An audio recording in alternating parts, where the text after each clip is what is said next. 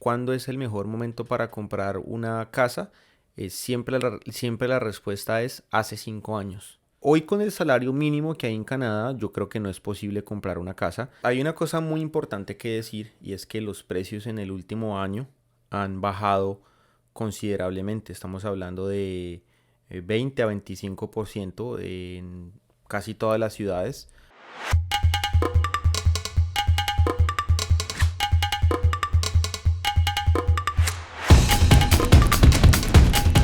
Hola a todos y bienvenidos a este nuevo episodio de Sin Fronteras Podcast. Antes de comenzar quiero recordarles que si quieren ver este episodio, están desde Spotify y quieren no solo escucharlo sino también verlo, pueden dirigirse a mi canal principal en el Sin Fronteras y también van a encontrar este episodio en video. El día de hoy nos encontramos con una persona bastante especial, una persona con bastante conocimiento en todo el tema de finca raíz, de bienes raíces y todo el sector inmobiliario de aquí en el sur de Ontario. Quiero que le demos la bienvenida y un saludo a Andrés Bojacá. Bueno, un placer estar con usted, Nelson, y pues con todas las personas que están aprovechando este nuevo espacio que considero muy oportuno. Obviamente siempre muy honrado de acompañarlos con el poco conocimiento que se les pueda ofrecer a todas las personas que nos vean y que nos escuchen. Ok, súper. Bueno, empecemos contándole un poco a la gente quién eres. Bueno, mi nombre es Andrés, como algunos ya me conocen, los que no, mucho gusto. Eh, Soy una persona de Colombia, llegué a Canadá hace 7 años y me he dedicado a trabajar en el sector inmobiliario. Obviamente durante todo este tiempo he pasado por varias posiciones, varios cargos. Me gradué como abogado en Colombia Ok. en el año 2012 y después de eso pues obviamente ejercí mi profesión allá en Colombia hasta que, bueno, ya les iremos contando más detalles sobre la carrera y sobre la trayectoria que se ha hecho para llegar hasta este momento. Ok, súper. Pues bueno, empecemos por eso. Cuéntanos un poco cómo es eso de graduarte de abogado y llegar aquí a Canadá. Bueno, ¿empezaste de una vez con el tema de real estate? Yo ejercí en Colombia mi profesión en derecho privado, temas de contratos, temas de responsabilidad civil. Trabajé en el sector minero energético y trabajé también en el sector de derecho inmobiliario, asesorando a compañías de seguros y personas privadas. Después de eso, ya tomé la decisión de venir a Canadá, inicié mi proyecto de inmigración, digámoslo así, a través del mecanismo de estudios. Ok, Llegué a estudiar acá Business Management y después Project Management. Ya obviamente utilizando esa experiencia y esos programas académicos, entré al sector financiero. Yo estuve trabajando en uno de los bancos más grandes de Canadá. eh, para, para los que pues no han llegado, hay más o menos unos 5 bancos. Uno de estos es el banco donde trabajé. No sé si se puede decir el nombre, pero sí, no, no hay en el banco, problema. en el banco CIBC. Y ahí ejercí lo que en Latinoamérica conocemos como una posición de asesor financiero. Entre cada banco hay distintos nombres para el mismo trabajo. Y allí, durante aproximadamente 5 años, pues hice una carrera que me permitió entender las necesidades de las personas, ver cómo mucha gente, popularmente podemos decir, ha hecho plata y como también mucha gente se ha empobrecido de manera drástica. Esa fue una experiencia que me permitió entender a las personas más de lo que en la parte legal se podría entender, ver en la parte financiera, sobre todo porque la mayoría de mi clientela era hispana, Ok, como hoy en día todavía lo es, y entender un poco más nuestras falencias a nivel cultural, a nivel de pronto de educación financiera, cosa que no solamente es de los hispanos, pero pues ahí lo pude ver más. Y ya después de eso, durante ese tiempo que se trabajó en el sector financiero, con mucho énfasis en la parte de préstamos y de hipotecas, inversiones también, decidí aprovechar la experiencia legal, combinarla con la experiencia financiera y dar el paso al tema de real estate ya con una base de clientes pues importante, que me permitió, digamos que, tener cierto éxito de alguna manera desde el principio. Ok, bueno, vámonos un poco hacia el lado financiero, que me causó curiosidad algo que dijiste de ver personas que se han empobrecido y que se han enriquecido. Desde tu punto de vista financiero, ¿cómo veías eso con tus clientes? ¿Cuál es como el factor común? ¿Eso es más la gente que se empobrece, más la gente que sale a flote y que la rompe? ¿O qué se ve más? Pues yo siempre he dicho una cosa a mis amigos, familia y yo por supuesto a mis clientes. Es que hacer plata no es fácil, ¿sí? Pero puede ser fácil si usted encuentra la forma y se adapta al sistema. Canadá es un país diferente y los sistemas y las leyes funcionan diferente, pero los hábitos, las costumbres de las personas, principalmente de los hispanos o de los latinos, si no cambian en Canadá al momento de inmigrar, una persona que en Colombia o en nuestros países de Latinoamérica se considere como que decimos nosotros no tiene plata o está en la olla o lo que sea y por esas razones Ujú. muchas veces vienen a estos países, si esas actitudes siguen, de nada va a servir que hayan llegado a este país, porque el problema es que nosotros en Colombia carecemos, y hablo repetidamente de Colombia, nos perdonan los que no son de Colombia, pero para Latinoamérica es el mismo efecto en todo lado. Sí, sí, sí. Carecemos de oportunidades, eso no es un secreto para nadie, pero lo importante es que así en Canadá haya más oportunidades, no vale de nada tenerlas si no sabemos cómo se aprovechan. A nivel financiero, un factor común que no solamente es de los hispanos, también de los canadienses, de los asiáticos en general, pero mayoritariamente de los hispanos, es que nosotros no tenemos educación financiera, ni el canadiense tampoco. No hay una educación financiera, no sales del high school ni del college sabiendo cómo balancear una cuenta, cómo hacer un cheque, cómo cobrar facturas, cómo cobrar, cómo generar, digamos, ingreso a partir de cualquier actividad económica que puedas hacer. Ok. Y si no se sabe hacer eso, pues mucho menos se va a saber qué hacer con la plata que entra, con los ingresos, con los ahorros. El hispano no tiene cultura de ahorro, no tiene cultura de ahorro. Sí, casi no. Entonces, básicamente esas cosas que yo más o menos las había visto en mi vida, pues pasada, por llamarlo de alguna forma, las vine a confirmar acá. Canadá no importa y las oportunidades no importan si no se tiene una disciplina, si no se tiene una visión. Y la gente que la tenía o la gente que tuvo esa visión, hispanos, colombianos, mexicanos, hace 10 15 años en Canadá, hoy en día son personas que tienen total tranquilidad financiera a través del real estate o a través de las inversiones o de lo que sea. Pero confirmará algo, pues, es esos hábitos que son siempre positivos y los que no, no tanto. Ok, súper. Y bueno, entonces cuando decidiste hacer esa transición del sector bancario al real estate, o sea, ¿cómo fue eso? ¿Se fue como dijiste un día, ay, quiero vender casas y ya? O sea, digamos, si yo el día de mañana digo, Voy a poner Nelson Fronteras Real Estate", lo hago y ya, me abro un Instagram y empiezo a vender. ¿O cómo es ese cambio? Pues el cambio viene a partir de, como te decía, la mezcla de la experiencia legal y financiera. Parte importantísima es saber cómo los bancos prestan la plata, saber cómo se Ok. accede a los créditos y a través de acceder a los créditos comprar propiedades. Yo entendí ese sistema. Obviamente hay factores también contables que hay que más o menos saber. Ujú.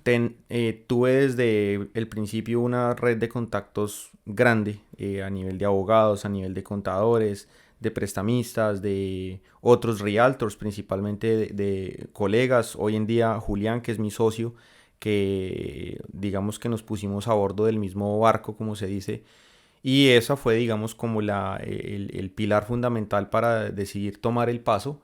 Obviamente intentarlo, siempre dejando las puertas abiertas en el banco, donde hoy en día conservo muchísimas relaciones. También muchas de las personas que nos ayudan con los temas hipotecarios y todo son de ese mismo, digamos, nicho de conexiones. Y el cambio se dio de una manera, digamos, articulada, porque no es fácil. no es fácil. Desafortunadamente y también como parte de la desinformación que hay, sobre todo por el fenómeno de real estate aquí en Canadá, que es muy intenso, es algo que todo el mundo está todo el tiempo hablando y obviamente Sí, el factor económico del país es una parte importante, pero se habla mucho de eso, muchas personas quieren entrar a este mundo y desafortunadamente no es lo que esperan. Normalmente las personas piensan que hacer real estate es ir a mostrar casas y ganarse miles de dólares, cuando en realidad eso no es así. Es decir, si hay un momento en el que se muestran propiedades, sí. pero para llegar a ese momento hay que pasar por un proceso que puede durar con un solo cliente 2 meses, 3, 4, un año, 2 años. Y en eso, y en ese tiempo que comentas que, ¿cuál es el proceso? ¿Como ir y mostrar casas, convencer al cliente o Sí, qué? pues como cada proceso es diferente, cada persona tiene Sí, proyectos de compra diferente o de inversión diferente, pues uno primero tiene que escuchar, tiene que ver qué es lo que el cliente quiere y tiene que empezar a pensar cómo lo puede hacer. Depende mucho la actividad económica del cliente, cómo ha manejado el crédito, etcétera, etcétera. Y se empieza a, digamos, construir un perfil que sea lo suficientemente fuerte para que tengamos una aprobación hipotecaria en una u otra institución financiera. Cada banco funciona diferente, cada banco tiene sus propias políticas de préstamo. También los brokers de hipotecas tienen acceso a otro tipo de préstamos y entender todo ese sistema desde lejos, digamos, para saber dónde yo puedo poner al cliente, ok. dónde yo puedo hacer que al cliente le vaya bien, porque el cliente me está buscando a mí, el cliente no está buscando al banco, el cliente no está buscando al broker, el cliente me está buscando a mí. Y si yo tengo la capacidad de, como se dice, garantizarle un acceso fácil o relativamente fácil a un préstamo o a una hipoteca o a una manera de conseguir el financiamiento, se cumpliría, digamos, el primer paso. Ok. Normalmente todo el mundo necesita financiamiento. Es muy raro que una persona eh, que llega a Canadá con el cambio de monedas de nuestros países Tenga la tenga plata. el dinero, $600,000 en la cuenta por si algo, ¿no? Eso no pasa, Sí, sí. sí, sí. Entonces ya después de ese proceso ya se inicia como tal un proceso de búsqueda, explicación del mercado, las opciones que tiene en cuanto a casas, negociación de cada casa que está en el mercado. Yo siempre le he dicho a la gente que cuando buscan a un agente de bienes raíces, a un realtor, mm, la gente hay veces desafortunadamente dice, porque yo les digo, mira, así es como puedes buscar las casas, mira, las encuentras en tal website o así. Y entonces me dicen, pero ¿cómo así? ¿Usted no me busca las casas? Yo le digo, un agente no te busca casas, las casas están en internet. Las No, casas ok. están en internet, o sea, eso es información pública. Un agente, tú cuando contratas a un agente, necesitas a un negociador, a alguien que te haga tener éxito en las negociaciones porque la persona que está vendiendo la casa también te va a negociar. Entonces, el rol del agente es más que todo ese. O sea, viene siendo como un representante de, como de las dos partes, o del Exact, cliente, como un exactamente, intermediario. exactamente. Se representa al cliente, en este caso al comprador, y cuando mis clientes quieren vender propiedades, pues también para poner una casa en el mercado, para saber cómo se puede vender de la mejor manera posible, para saber qué precio se puede conseguir, etcétera. El realtor hace eso. Los Ok. agentes hacen eso, es justamente el trabajo, es negociar y hacer una planeación estratégica para que bien sea compra o venta, se saque el mayor provecho para el cliente. O sea, viene siendo prácticamente como un, digamos, se puede hacer como la comparativa en Latinoamérica con una, como con una inmobiliaria. Sí, básicamente aquí el concepto de inmobiliaria propiamente no existe. Aquí Sí. se llaman como brokerages, que son básicamente las personas que em, tienen a los agentes que hacen ese trabajo. No, ok. La inmobiliaria en Colombia básicamente lo que hace es recaudar propiedades para venderlas y arrendarlas y bueno, eventualmente comprarlas. Podría ser un concepto paralelo, pero el mercado definitivamente aquí funciona muy diferente. Para ponerte un ejemplo, en Colombia yo creo que menos del 10% de las transacciones de compra y venta de inmuebles se hacen con un agente. No, ok. Porque yo creo que eso pasa también en todos los países de Latinoamérica. Yo no estoy seguro, pero no creo que la profesión esté regulada en otros países de Latinoamérica como está aquí, lo cual hace que la gente vea muy opcional hacer los negocios a través de un agente, porque prácticamente cualquier persona puede ir a mostrar una propiedad y ganarse una comisión de pronto por hacer que el negocio salga. Aquí es todo lo contrario.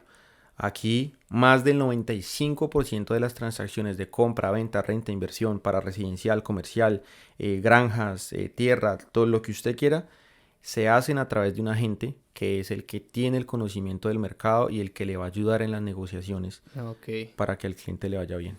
Y hablando entonces un poco sobre, digamos, ya comentas que hay que saber bastante al respecto y saber bien sobre todos esos factores que nos comentas.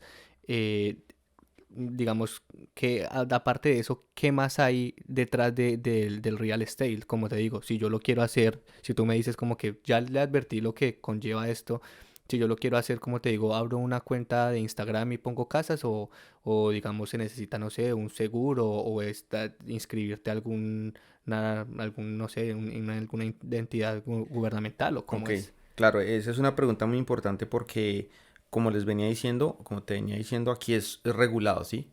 Hay legalmente una ley, valga la Ok, redundancia, que regula la profesión aquí en Canadá.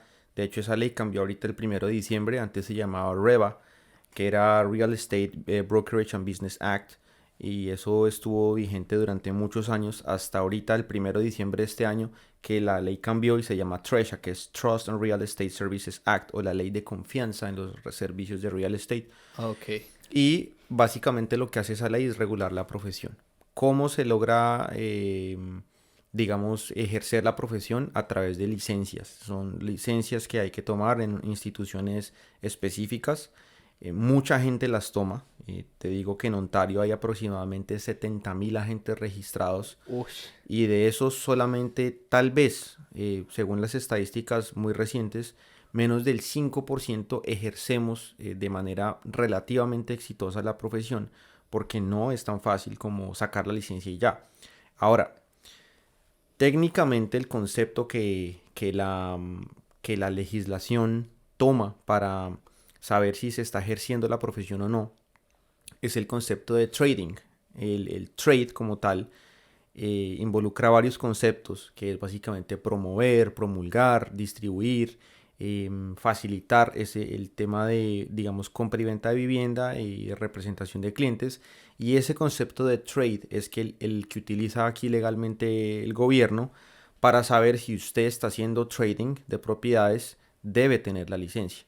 Por ejemplo, han habido casos donde inclusive por tener un simple blog de real estate o una cuenta de real estate donde se hable de real estate y la persona que está, como se dice, promoviendo eso o la cara de esa cuenta o lo que sea, no tiene la licencia de real estate, va a llevar multas, va a llevar sanciones porque justamente se quiere proteger a los clientes y a los consumidores de los servicios de real estate para que pues técnicamente las personas que provean estos servicios pues tengan las calificaciones necesarias para protección de ellos, de los clientes. y son sanciones monetarias o Sí, sí, de cuánto estamos hablando? pues de las más suaves que yo he escuchado, porque eso también es información pública en Real Estate de Ontario, puede estar desde los $4,000 hasta los Uh,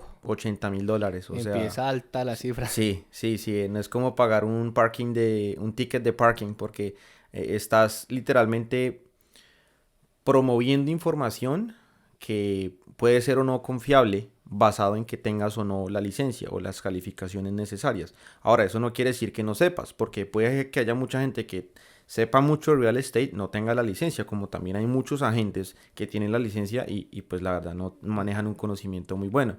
Entonces, sí, las multas son duras y obviamente hay muchas otras razones para que haya multas por la misma legislación que hay. Y esa licencia viene siendo como hacer, digamos, un curso, digamos en Colombia, como no sé, un curso de alimentos o algo así, hay Sí, que pagar o cómo funciona eso. sí, claro, son varias licencias, en total son, digamos, una licencia más bien dividida por varios cursos y esos cursos obviamente se van tomando a la medida que la persona vaya avanzando. Después de hacer esa licencia puede que usted se gaste 3 meses, como puede que se gaste 2 años haciéndola. Ok. Creo que el tiempo em, promedio de duración de esa licencia son unos 6 meses o 7 meses que la gente la consigue, pero hay gente que se demora mucho más. O hay gente que, por ejemplo, en el caso mío, yo trabajaba en el banco y al tiempo trataba de sacar la licencia estudiando. Sí, Entonces, porque, o sea, es un tiempo largo. O sí, sea, no sí, pensé que era de pronto un tema de semanas. no, no, no, no, es duro. De hecho, es más complejo que en otros países, como inclusive Estados Unidos. Es más complejo aquí en Canadá sacar la licencia y más costoso. Yo creo que aproximadamente contando desde el día 1 que usted empieza a tomar la licencia hasta el día que, como se dice, le entregan las llaves para que usted arranque, licencias, registración con los boards, que son como la junta de real estate de cada municipalidad, seguros que hay que pagar también, pues obviamente pólizas de seguro por errores y omisiones que los agentes puedan hacer, son obligatorios. Todo ese proceso puede estar costando alrededor de 10, 13 mil dólares, Uf, conseguir todo el proceso terminado, ¿no? Porque seguramente le preguntan a alguien y digan, no, pero eso no cuesta tanto. Por cada curso que tú hagas, obviamente es mucho menos, pero tienes que considerar primero que son varios cursos, segundo que puede que tengas que repetir algunos cursos.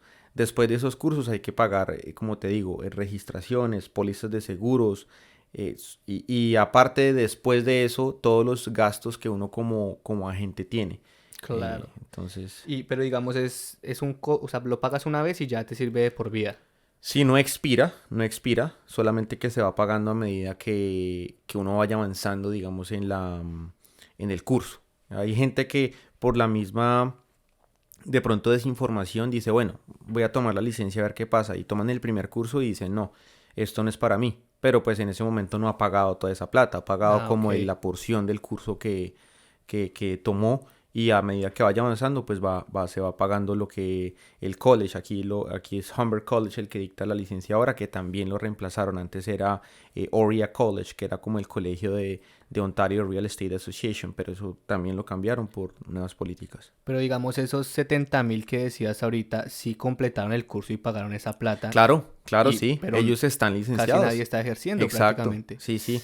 Es que ahora mismo la fuente no la podría confirmar en este momento, pero eso ha estado repetidamente manifestado en estadísticas de diferentes fuentes.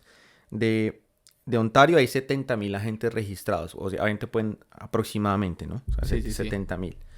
De esos 70.000, el 5% solamente, o tal vez el 10%, hagan más de un negocio al año, ¿sí? Sí, es poco. Ya estamos hablando de solo 7.000. O Sí, sea, sí, sí.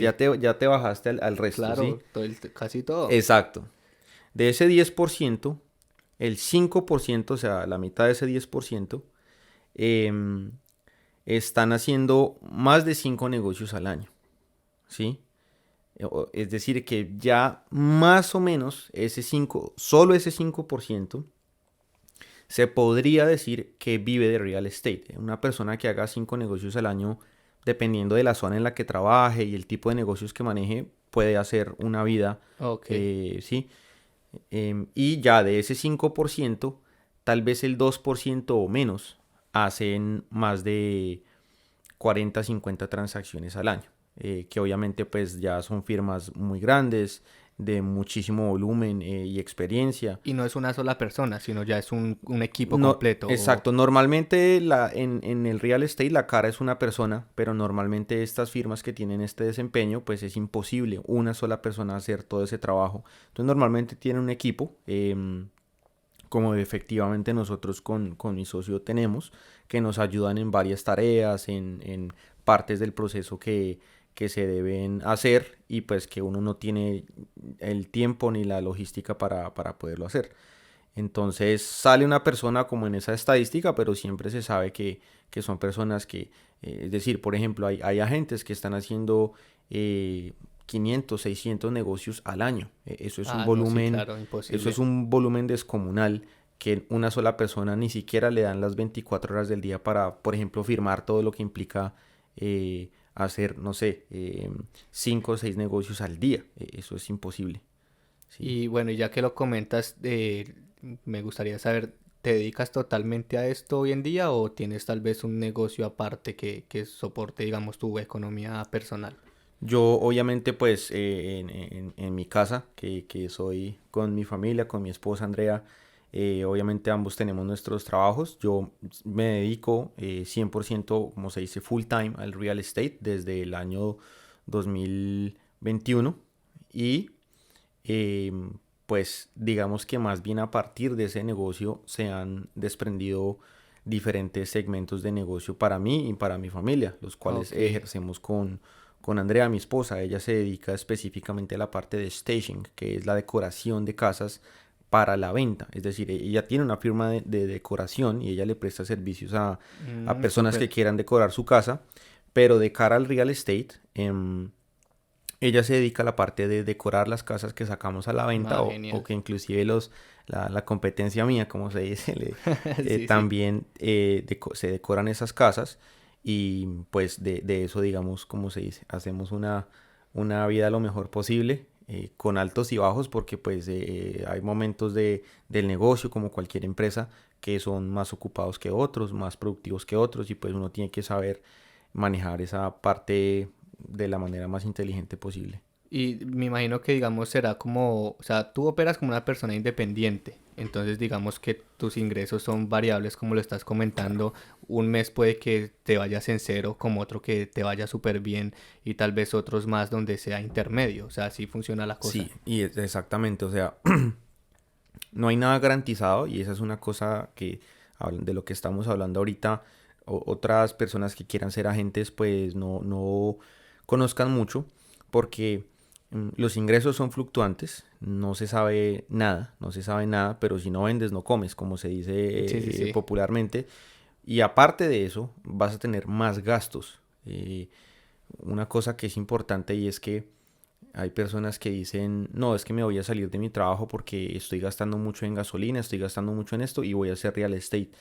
Vas a tener más gastos en real estate, vas a tener gastos fijos mensuales, vas a tener que pagar pólizas mensuales, vas a tener que pagar aquí a los brokerages, que son las personas que entre comillas emplean a los agentes en las marcas populares, Remax, Century 21, EXP, todas esas firmas que Keller Williams, bueno, en fin, hay muchísimas, están alrededor de todo el mundo, es información pública. Los agentes, obviamente, para estar afiliados a esas firmas debemos pagar, contribuir mensualmente y aparte con porciones de las comisiones que uno hace para que pues se pueda trabajar. Aquí en, Ah, ok. aquí en Ontario es O obligatorio sea, estar antes tienen afiliado. eso ustedes que Sí, dar para poder operar. obviamente hay beneficios y cada firma ofrece planes diferentes o beneficios diferentes, pero así no vendas, tienes que pagar eso para poder mantener tu licencia activa. Entonces son muchas Claro. cosas que las personas se dan cuenta ya Ya habiendo pagado ese poco de exactamente plata. con el abismo a los pies. Entonces ya es difícil por ese lado porque sí hay muchos más gastos. Aparte el tema de impuestos. Se vuelve uno pues un planeador tributario con lo de uno porque obviamente, como todas las personas y todas las empresas, hay planeación tributaria y hay planeación de taxes. Eso es un servicio que cualquier contador en taxes se presta para que obviamente se trate de obviamente mmm, aprovechar lo mejor posible las herramientas que ofrece la provincia para obviamente pues no exceder digamos esas cantidades que uno podría pagar sin hacer esa planeación No, ok. como cualquier negocio. Ok, ok, entiendo. Bueno, yo tengo un pensar y es que digamos aquí la gente, las personas que he conocido en Canadá, como que mi decir es que cada uno puede ser lo que quiera hacer. Así como el cuento, como un comercial de Sí. Barbie, puede ser lo que quiera hacerse una Barbie girl. Y digamos que contigo, digamos también como que lo confirmo por decirlo así, porque digamos eso, o sea, trabajaste, estudiaste abogacía, después entonces asesor comercial y ahora entonces el tema del real estate. Y así conozco muchísima gente que tiene en Colombia una cosa, que hace otra, tiene 10 negocios. Como ¿cuál es tu pensar o tu opinión al respecto de que aquí como que cada uno se puede reinventar de una manera como un poco más fácil que en otros países? Claro, claro. Yo creo que hay muchos factores en medio. Un factor importante en mi caso personal fue la experiencia por asuntos que había trabajado en mi vida profesional, de la misma manera pude haber terminado haciendo cualquier otra cosa. Yo pienso que el punto siempre está en ver la oportunidad. Yo como abogado, llegar a ser abogado en Canadá me hubiera implicado un proceso de estudio de carrera de aproximadamente 7 años más, básicamente O sí, volver a volver a empezar, estudiar. porque son profesiones reguladas, porque las normas son distintas, porque, bueno, una infinidad de cosas que obviamente hacen más complejo acceder, como le sucede a los médicos, por ejemplo, con excepción, por ejemplo, de los ingenieros que tienen más flexibilidad de validar sus títulos acá, los arquitectos, bueno, en fin.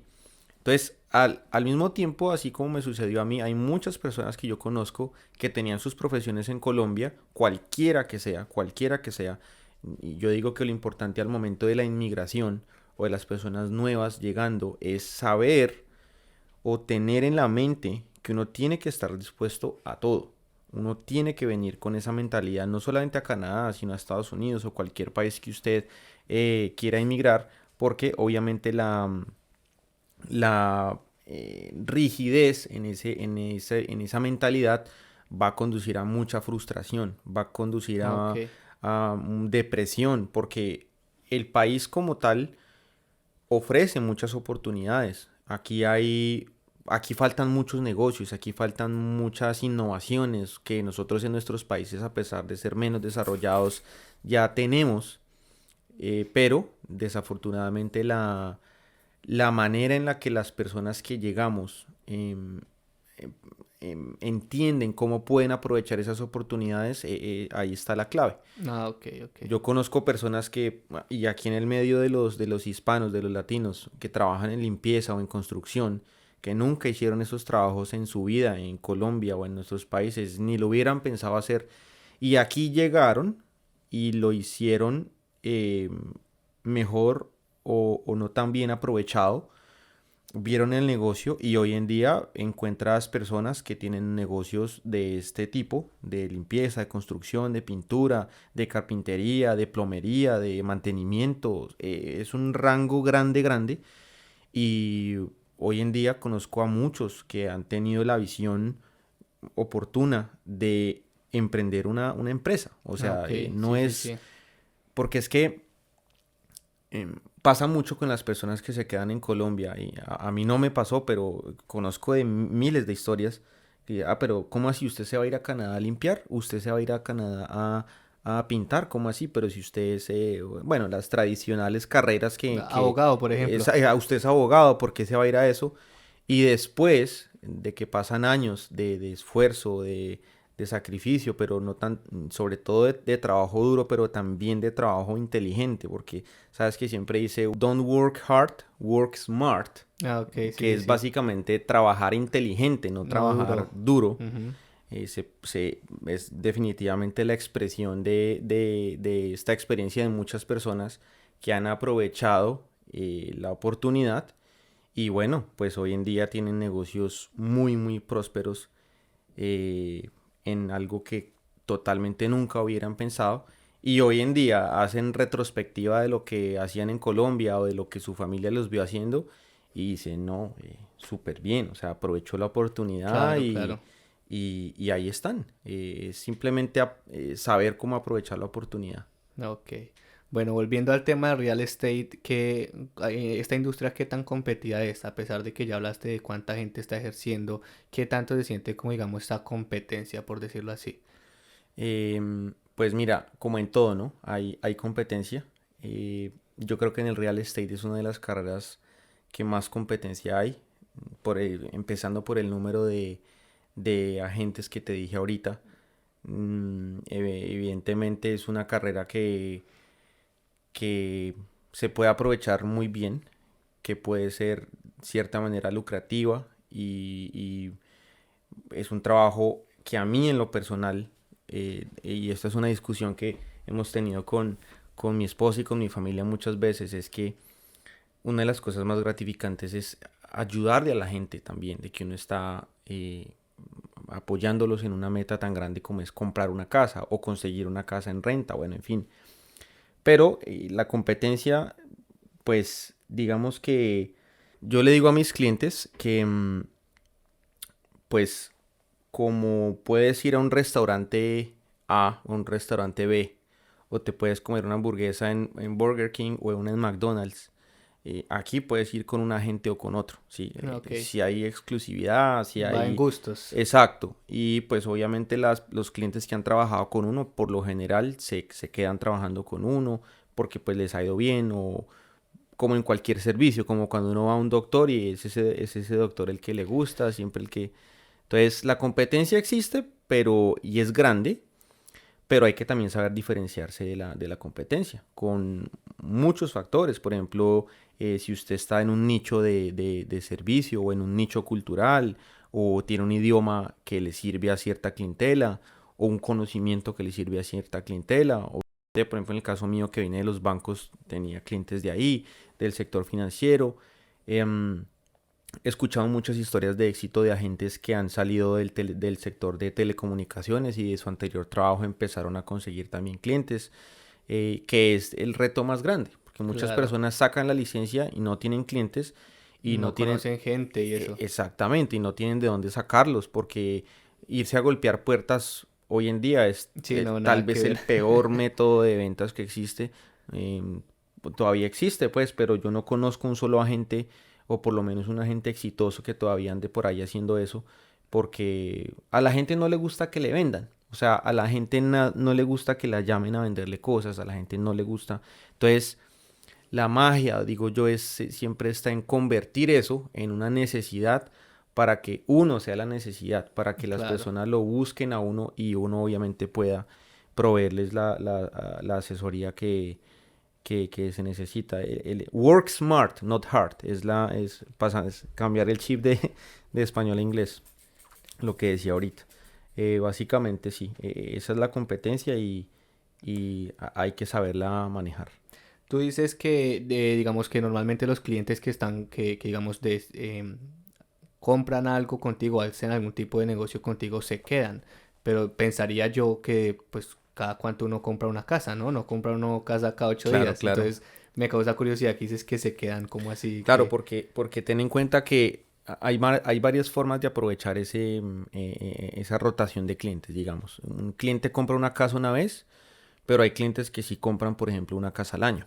O sea, sí hay personas que tienen Ok. un plan de inversión continuo. Ah, pero es pensado exacto, justamente invertir. O sea, Claro, comprar y claro. vender o arrendar o... Exacto, Ah, exacto. ok. Entonces siguen comprando, puede ser cada año o cada 2 años, compran una nueva propiedad o por lo menos otra cosa de las que yo digo y es que aquí en Canadá la gente llega y ya quiere comprarse una casa, cuando en su país empezó con un apartamento, pasó a una casa un poquito más grande y luego se compró una casa. Aquí es igual, aquí es igual.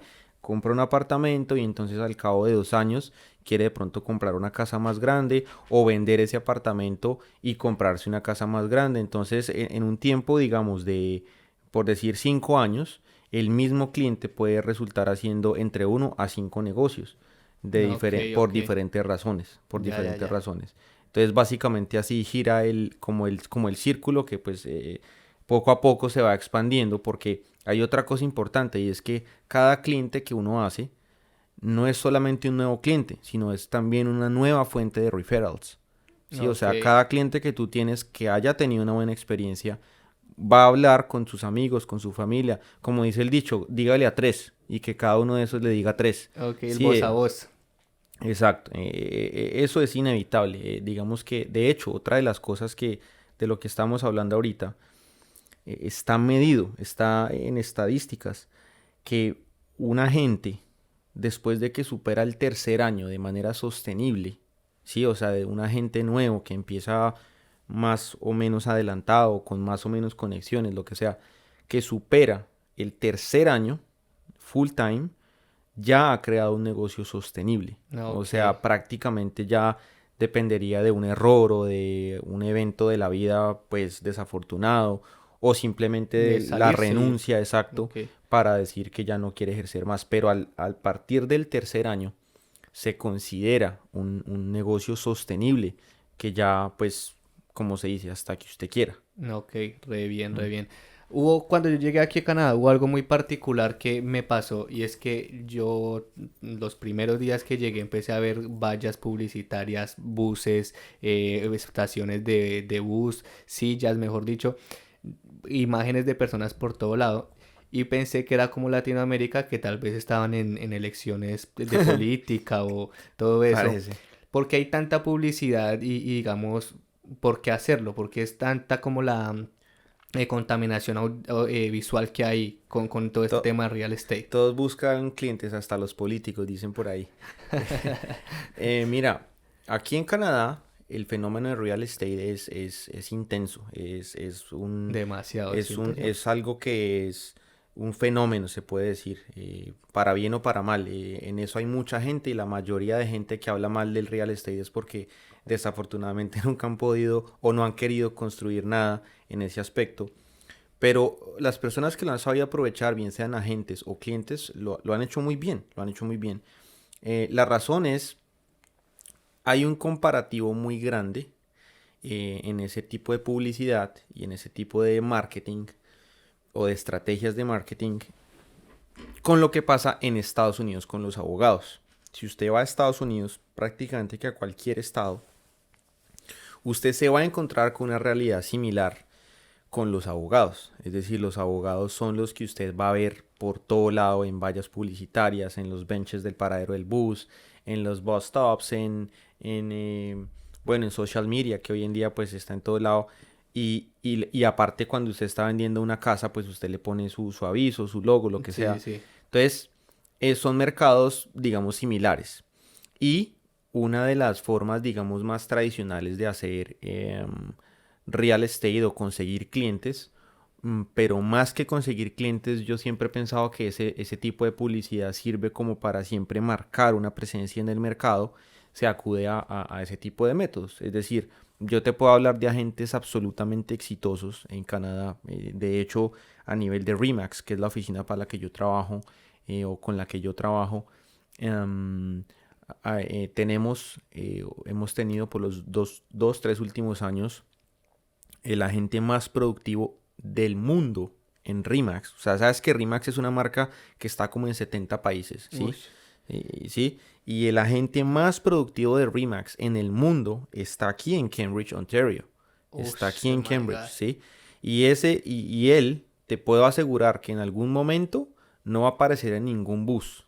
O sea, Pero hoy en buscando. día aparece. Sí, sí, pero Ok. son temporadas, ¿no? O sea, es como que Cuando le puede que... está yendo mal. Sí, exacto. Hoy Yo vende. no sé si es, como te digo, son momentos que uno como agente maneja a partir de a manera de estrategia publicitaria, pero te puedo garantizar que, por ejemplo, el hecho de que veas una cantidad de publicidad de los mismos agentes por afuera, en los buses, y esto no quiere decir que sean los más exitosos. Ok. No siempre coincide con eso. O sea, ese no es como que sea el más exitoso ni No, nada que ver. no, para nada. O sea, yo creo que les debe ir bien porque pues esos servicios también son costosos y es un esfuerzo financiero grande que pues por supuesto con todo el respeto se admira y con eso también se logran clientes.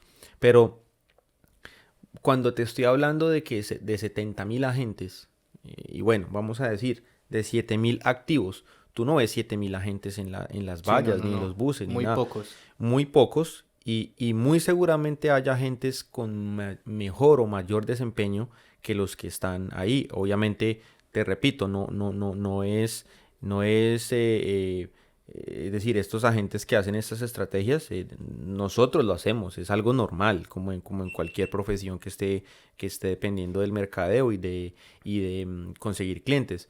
Pero pues es un fenómeno porque hay muchos agentes y tal vez todos pues quieran tener la misma visibilidad en el mercado. Ok, es más un tema así, como dices, de visibilidad. Sí. ¿Y tú lo has hecho? Creo que no. Nosotros como equipo, digamos que por un segmento de clientes que tenemos mucho más modernos, por llamarlo de alguna manera, nos hemos enfocado más que todo en las redes sociales Ok. y en el networking. Digamos que, de hecho, las firmas de real estate más modernas, por llamarlo redundantemente, tal vez acudan a ese tipo de estrategias de publicidad con la menor frecuencia comparado con otras.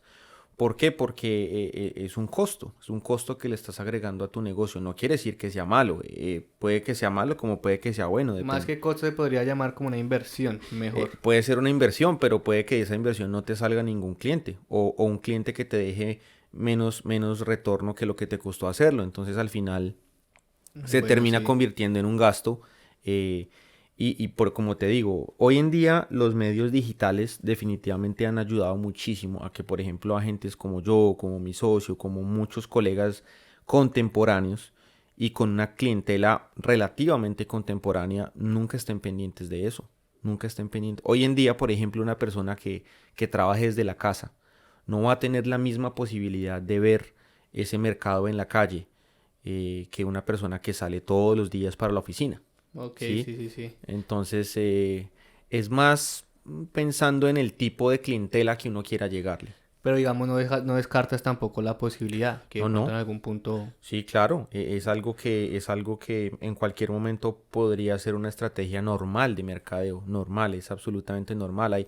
Hay muchas y son todas respetables. Yo para mí, en mi humilde opinión, la que más he utilizado y la que más me ha servido siempre es el networking, conocer la mayor cantidad de personas posible en la menor cantidad de tiempo y en la mayor cantidad de lugares posible. Por ejemplo, hay agentes que se quedan solo en una ciudad. Muchos agentes, en el ejemplo nuestro de Kitchener, Waterloo y Cambridge, hay agentes que se quedan solo trabajando ahí. Una de las cosas que yo desde el principio visualicé fue trabajar en varias ciudades, trabajar en London, trabajar en la región de Waterloo. Ahorita tenemos mercado en el GTA, Mississauga, Brampton, Toronto, en Vaughan, en Etobicoke, eh, um, hasta Berry hemos llegado, y ni qué decir de la parte de Hamilton, St. Catharines, Niagara, Burlington. Entonces, todo ese sur de Ontario, que en realidad maneja un rango de conducción, por llamarlo así, de hora y media, todo ese mercado lo cubrimos, a diferencia, por ejemplo, de otros agentes que tienen mucho mercado concentrado en una sola ciudad y pues a mi manera de ver podrían estar desaprovechando, por ejemplo, precios muy buenos para inversión, En para otras en ciudades. otras ciudades. Ok. Exacto. Bueno, ya que mencionas precios, hablemos justamente de eso y dime, por ejemplo, cuánto puede estar costando un apartamento y cuánto puede estar costando una casa. Pues sé que variará según las características, pero como en una casa y un apartamento que está costando hoy en día. Pues hay una cosa muy importante que decir y es que los precios en el último año han bajado considerablemente. Estamos hablando de 20 a 25% en casi todas las ciudades. Ahora mismo en lo que tiene que ver con Kitchener y Waterloo, por ejemplo, hace un año tú conseguías un apartamento de una habitación en condiciones buenas, un apartamento que no había que hacerle nada, pero no un apartamento de lujo en $550,000. Uy, eso es harto. Claro, es bastante dinero y en Toronto ese mismo apartamento podría estar por el rango de los 700, pero hoy en día esa misma propiedad con el cambio de precios que ha habido, con las variaciones del mercado, puede estarse consiguiendo aproximadamente en $450,000, que es un precio muy accesible y que era impensable hace un año que se pudiera conseguir algo así. Ya obviamente todo el rango de casas, que pueden ser pues obviamente gigantes y literalmente sin límite de precio. O sea, en el área de Toronto, de North York y en Mississauga vemos casas que llevan a la venta 3 años y tienen un costo de $30 millones, pero pues eso es un segmento de mercado pues totalmente diferente.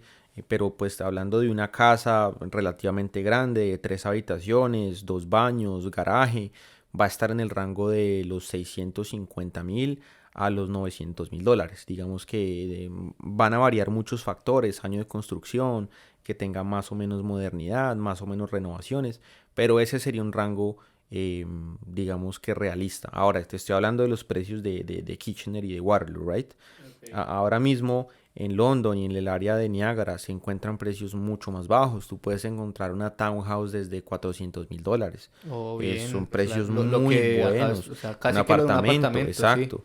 Entonces, donde vivas y a donde te quieras ir a vivir va a ser un factor fundamental para lograr una compra de una casa que a mi manera de ver es una meta totalmente normal en la vida, por miles de razones.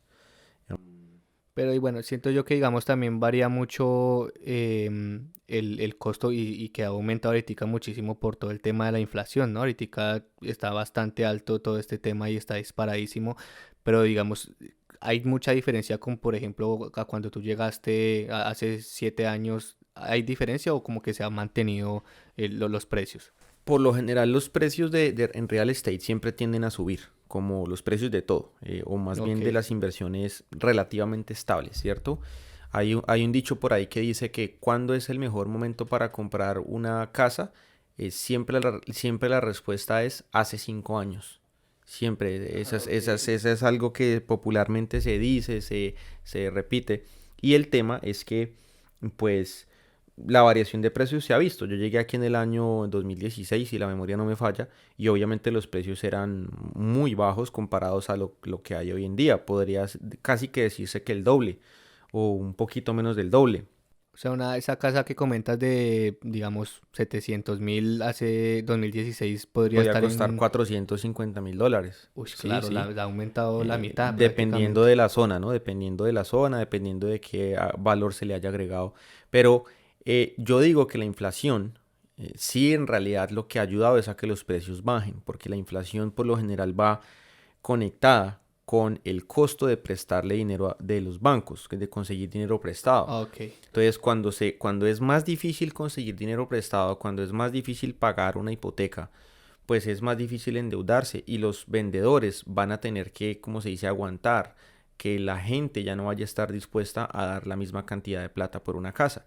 Entonces, eso directamente hace que los precios bajen, que los precios se estabilicen, porque pues todo es un ciclo, sube y baja, es algo que es totalmente normal. Ah, ok. Bueno, y cuéntame un poco qué tan complejo es comprar una casa para uno como cliente. Si yo hoy te digo, bueno, quiero comprarme una casa, ¿qué tan fácil es o qué tan difícil y cuál va a ser como tal vez ese reto más difícil con el que me voy a enfrentar? Pues definitivamente cada caso es diferente. Lo que en resumidas cuentas te puedo decir es que los bancos o las personas que te vayan a hacer el préstamo hipotecario quieren ver siempre lo mismo. Quieren ver que seas una persona que produce dinero, que tiene un ingreso de lo que sea, de cualquier fuente de ingreso que tengas. Unas son más fáciles de comprobar que otras, unas son más usuales que otras. em, y que hayas manejado bien tus créditos. O sea, yo siempre digo una cosa y es que muchas personas dicen, no, es que yo tengo un crédito que es más o menos malo, ¿cómo puedo hacer? Pues ahí hay un problema, porque si el banco te ha dado una tarjeta de $1.000 y no la has pagado a tiempo, ¿cómo te va a dar una hipoteca de 500.000? O sea, Claro. es simple sentido común, ¿sí?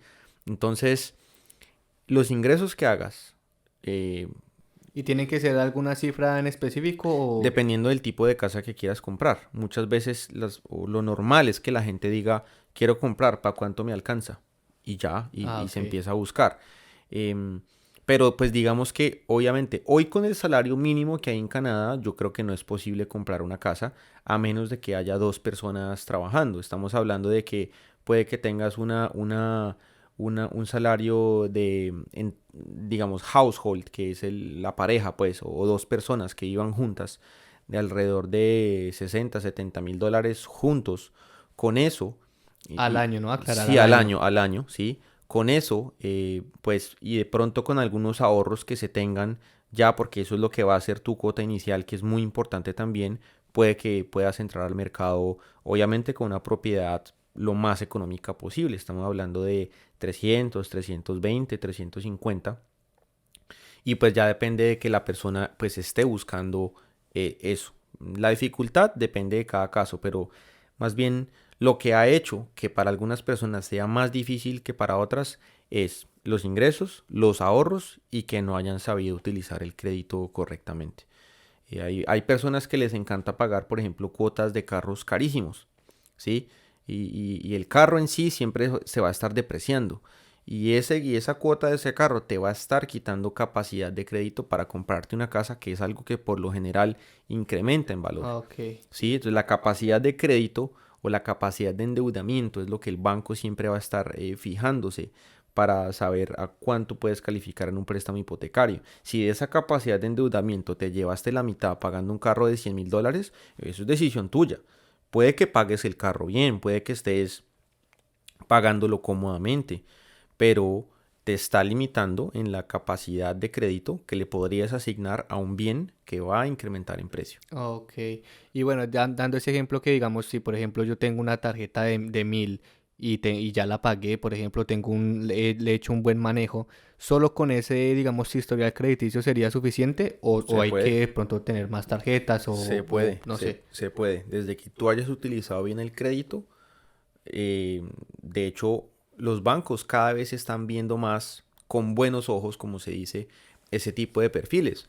Porque te pueden decir que no tiene suficiente historial de crédito, pero el banco también puede pensar, bueno, pero es que es muy conservador y eso nos sirve porque va a estar siempre pagando a tiempo la hipoteca y no se va a atrasar. Entonces los bancos como que se han adaptado mucho a ese nuevo mercado, sobre todo con clientes jóvenes. Es decir, yo tengo clientes o he tenido clientes de 30 años de edad o 28 años de edad ganándose salarios de $200,000 al año y tienen una tarjeta de crédito de $500 y no tienen carro o tienen un carro de $5,000 pagado en cash.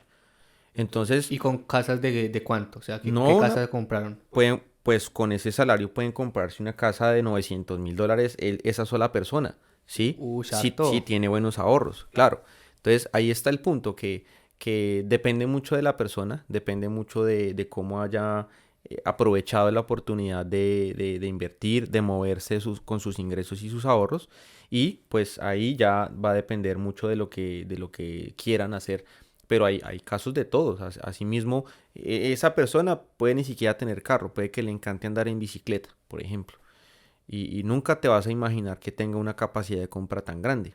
Hay de todo, hay de todo. Y los clientes más jóvenes, relativamente jóvenes, digamos, siempre van a estar más precavidos. Yo he sentido que la juventud se ha aterrizado más, bueno, a algunos, porque hay personas que pues no les importa nada de esto y simplemente viven, como se dice, check to check, al día a día pues Ujú. del salario y pues eso son decisiones, ¿no?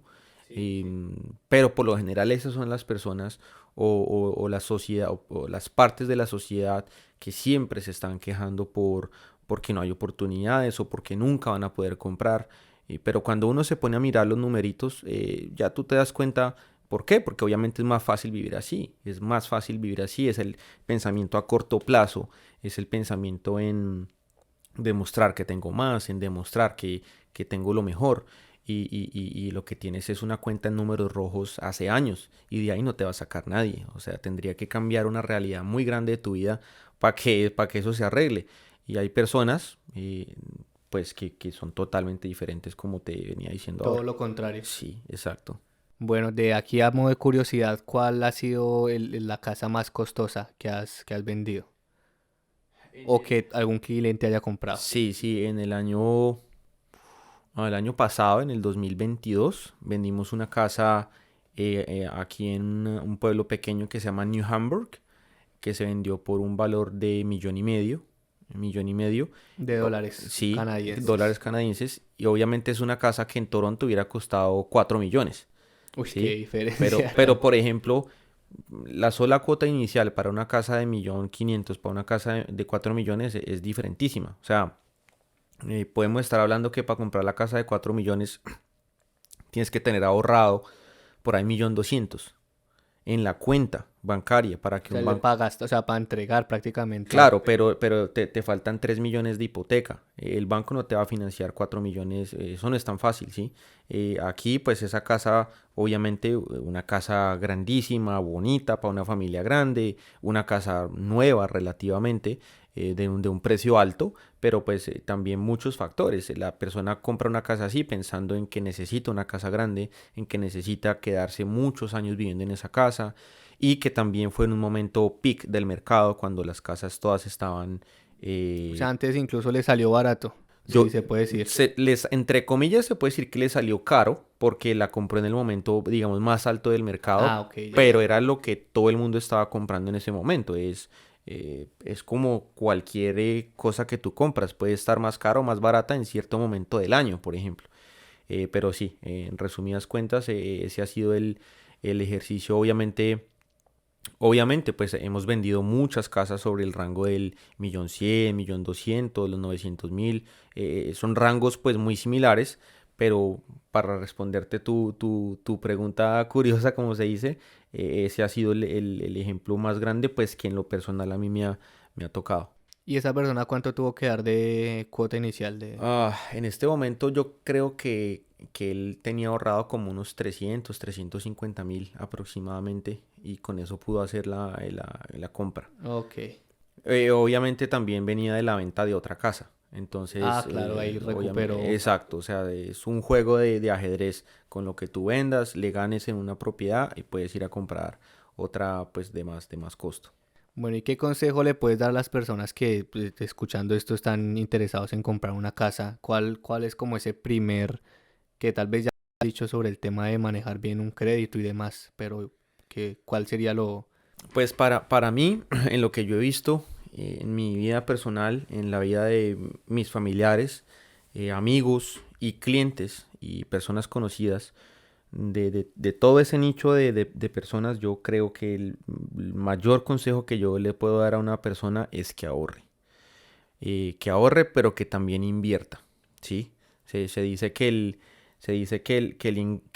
el ahorro es obviamente la base del progreso para que usted pueda generar obviamente bienestar financiero. Pero si usted ahorra y solamente se queda en ahorro, muy seguramente no va a avanzar tan rápido como si invierte. Y en invertir está la propiedad raíz.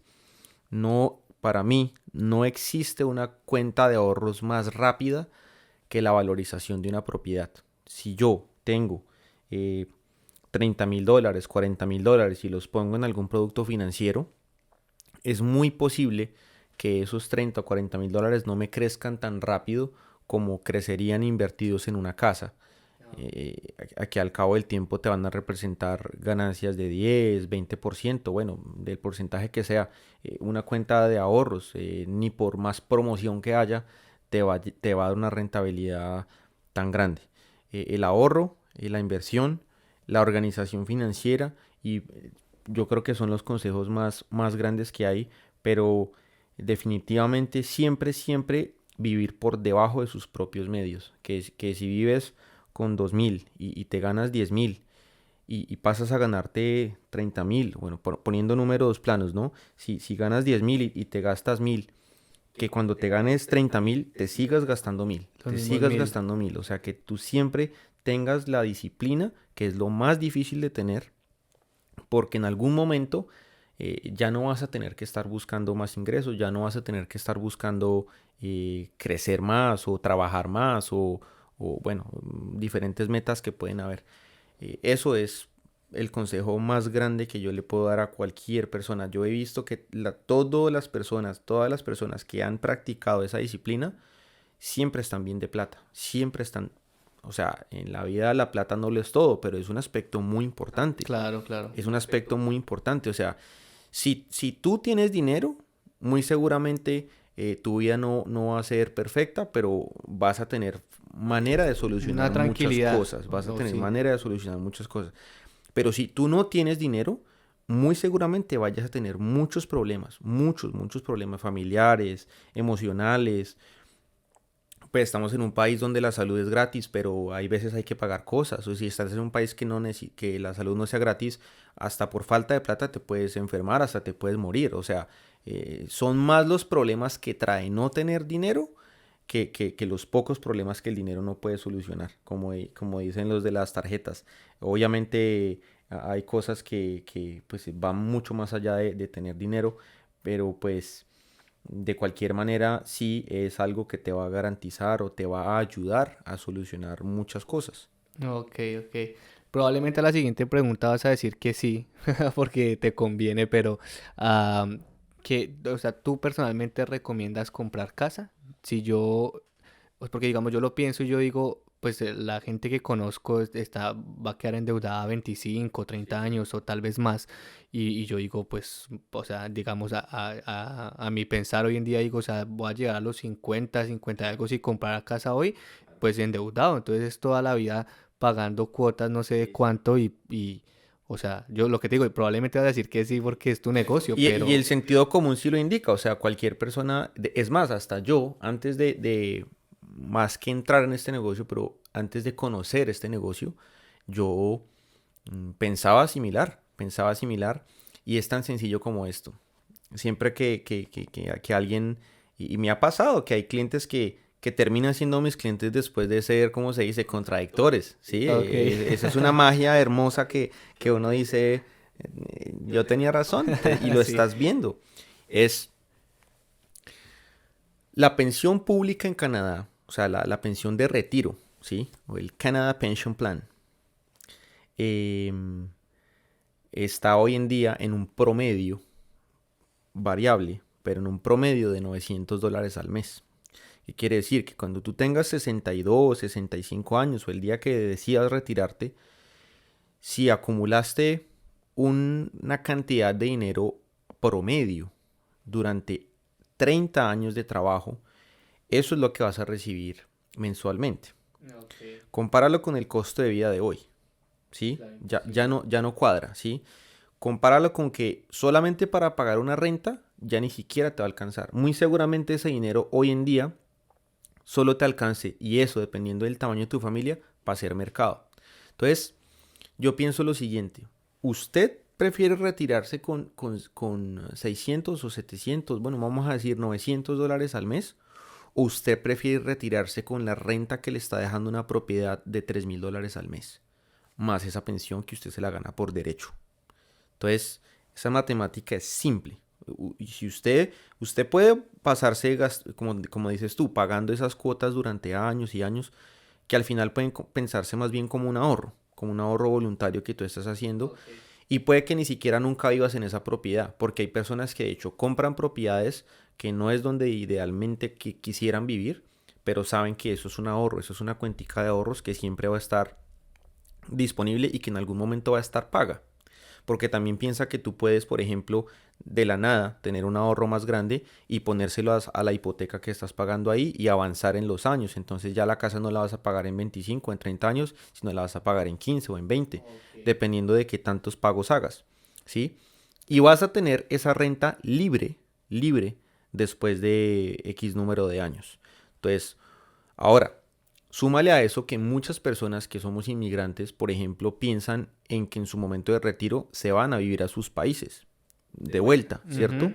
Entonces, si tú te pensionas en Canadá con $900 al mes, ¿por qué no pensionarte con $3,000 al mes? Que hoy en día en pesos colombianos son 10 millones de pesos. ¿Vas a vivir bien con 3 millones o vas a vivir mejor con 10? Claro, estando en Latinoamérica. ¿Sí? Tú dejas una propiedad en renta aquí y lo puedes hacer. O por ejemplo, a los 10 años que compraste una propiedad, te cansaste de tenerla, te cansaste de pagar o ya no pudiste pagar, como le está pasando a muchas personas ahora. ¿Qué van a hacer? Pues venderla, y la van a vender con valorización, es decir, vas a ganar más plata de lo que tenías antes, y ahí vas a tener otro ahorro diferente, y puede que lo quieras meter en otra casa, o puede que lo quieras meter en otra inversión, o puede que te lo quieras llevar para tu país de vuelta. Son miles de razones que hay en realidad, que son más positivas que las negativas para comprar una casa.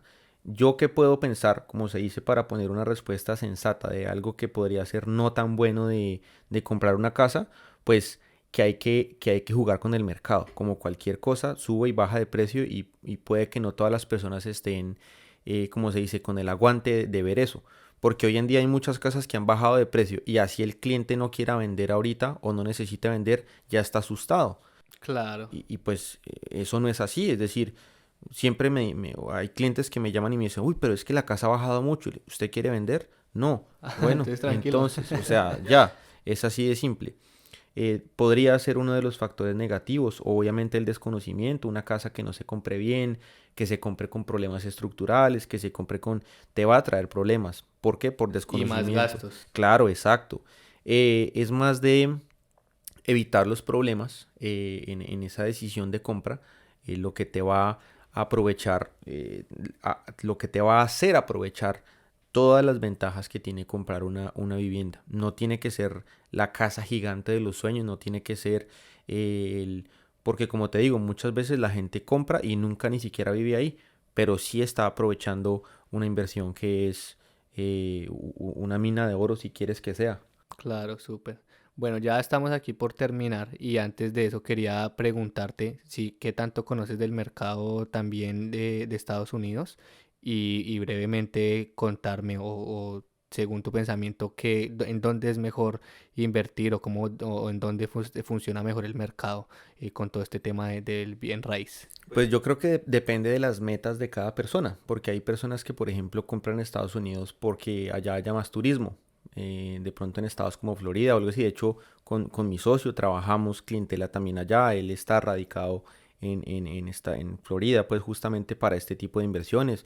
Depende del momento de cada persona, porque hay personas que, por ejemplo, han estado muchos años en Canadá y ya no quieren, como se dice, aguantar más frío. Entonces venden acá para irse a comprar a Florida Ah, o a ok. vivir a Florida, donde el porcentaje que sea más barato es casi el 100%, porque siempre es más barato en Estados Unidos porque hay más volumen de construcción, porque hay más competencia y eso es algo en lo que Canadá indiscutiblemente tiene que mejorar mucho. No podría decir que sea mejor o peor aquí o allá, porque depende de la meta de cada persona. Lo que sí te puedo decir es que allá es más barato, pero no necesariamente quiere decir que a ti te vaya a servir. No necesariamente quiere decir que para ti vaya a ser mejor allá. Porque, por ejemplo, en temas de cuota inicial, por lo general o hasta donde yo tengo conocimiento, en Estados Unidos siempre es más exigente. Los bancos en Estados Unidos son más Ah, exigentes. ok. ¿Sí? Entonces todo eso tú lo ves reflejado en el precio. De hecho, aquí en Canadá, hablemos de provincias del este, em, o inclusive en Calgary, en Alberta, que se ha vuelto muy famoso, yo digo una cosa y es que lo único barato son las casas. ¿Por qué? ¿Por qué? O sea, hay que ver la razón. Algo hay, algo hay. Y hay gente que le gusta vivir en esas partes, es totalmente una elección. Pero en estas partes, en estos lugares de Canadá, puedes encontrar casas de $300,000, de $320,000. Pero ¿a qué costo de impuestos? ¿A qué costo de clima? ¿A qué costo de distancia de tu país? Por ejemplo, aquí en esta parte de Canadá estamos a 6 horas de casi cualquier país de... Y un vuelo directo. Exacto, ¿sí? Entonces, si a ti te sirve estar en esos lugares, si tú puedes trabajar remoto, si estás dispuesto a aguantar de pronto un clima más o menos llevadero o la distancia en desplazamiento, perfecto, perfecto, o sea, estás ganando porque te sirve, todos los factores te sirven, pero si no, pues habrá que mirar otras opciones, definitivamente. Aquí mismo en Canadá hay precios muy buenos en otras partes, pero definitivamente hay que ver por qué esos precios, em, y seguramente también sean oportunidades de inversión buenas, pero pues evidentemente al que le sirva, pues. Ok. Bueno, yo aquí escuchando toda tu historia, creería que la respuesta va a ser sí, pero quisiera saber si tú personalmente te consideras una persona sin fronteras o una persona sin límites, si lo puedes pensar así. Sí, sí, los límites siempre en lo ético, por supuesto, eso, la línea ética, como dice por ahí un periodista en Colombia, tiene que ser la misma. Eso es innegociable, sobre todo cuando venimos de familias con una tendencia estructural clara. Em, pero en cuanto a metas, en cuanto a ambiciones, en el buen sentido de la palabra, en cuanto a logros, en cuanto a sueños, definitivamente sin fronteras. La mentalidad de éxito em, no debe ser una meta, debe ser una obligación de todas las personas que nos obsesionamos con la idea un día de venir a Canadá o de inmigrar, porque es que tú no inmigras para hacer lo mismo. O sea, Claro. si tú estás dispuesto a dejar tu familia, a dejar a tus amigos, tu carrera, tus tradiciones, ahora mismo en diciembre, que el Día de las Velitas aquí no existe, la Navidad es el 25, no el 24, y la Sí, sí, pólvora sí. y la música de Pastor López, pues aquí en la casa de uno, ¿sí? Y eso. Entonces, si tú estás dispuesto a sacrificar todas esas cosas, para ponerlas en un ejemplo sencillo, tienes que estar con la mentalidad de éxito y en eso yo me considero que no tengo fronteras. Siempre hay oportunidad de ser mejor, siempre hay oportunidad de, como se dice, echar más para adelante, de ayudar mucho a la gente. Me encanta ver historias, empezando también por la suya, que lo he visto avanzando, a su familia, que los conozco algunos. Esos son los casos que uno dice, sí se puede, o sea, sí se puede hacer y el límite siempre está en la mente. Si usted está con la mentalidad de éxito o como digo yo, en el equipo ganador, es solo cuestión de tiempo, pero de que le pega, le pega. Eso es algo que en mi caso personal ha funcionado, y para eso pues no puedes tener fronteras. Tiene que ser una persona, como dice usted, sin fronteras. Sí, sí, Bueno, sí. pues tremenda reflexión esta ya de cierre, pues ya con esto concluimos, pero un mensaje muy, muy chévere, muy bonito, bastante interesante y motivador. Y bueno, nada, con esto cerramos. Agradecerles a todas las personas que nos escucharon, que nos vieron a través de YouTube. Agradecerle a Andrés también por este espacio, por compartir el conocimiento para todas estas personas que van a ver, que están interesadas en venir o que ya están acá. Y no, pues por último, que compartas y le digas a la gente cómo te pueden contactar para tus servicios, tus redes sociales, tu correo, bueno, no sé, cómo. Claro, claro, los que nos estén oyendo, y lo podemos poner ahí en los textos. Bueno, ya con el artista de la tecnología, en redes sociales, Andrés Real Estate con E, Andrés Real Estate KW, en Instagram, que es la red social principal para mí, en Facebook, Andrés Bojaca, en LinkedIn, que es otra red social que utilizo mucho, es Andrés Bojaca Zambrano. Los dejamos ahí para que los puedan acceder fácilmente. Em, y siempre abierto a las preguntas que tengan, que necesiten, consultas. Ahí estaremos siempre con mucho cariño, y sobre todo con la mayor precisión posible para poderlos asesorar correctamente. Bueno, perfecto. Y por supuesto también puedes seguir todas mis redes sociales en todas las plataformas como @NelSinFronteras, con diferentes formatos, con los blogs, con el anecdotario, con esto que es Sin Fronteras Podcast. Me pueden seguir en todas las plataformas. Nuevamente agradecer a Andrés por este espacio y pues bueno, nos veremos y nos estaremos escuchando en el próximo episodio.